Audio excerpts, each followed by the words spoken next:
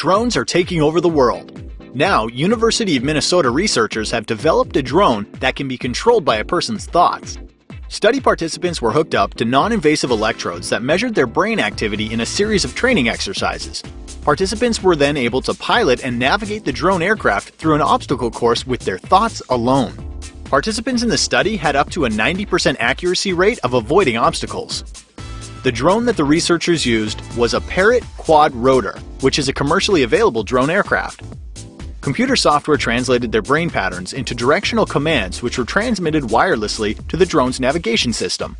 The director of the University of Minnesota's Institute for Engineering and Medicine and the senior author of the study said, "We want to control a wheelchair, turn on the TV, and most importantly, to develop a technology to use the subject's intention to control an artificial limb and make it as natural as possible."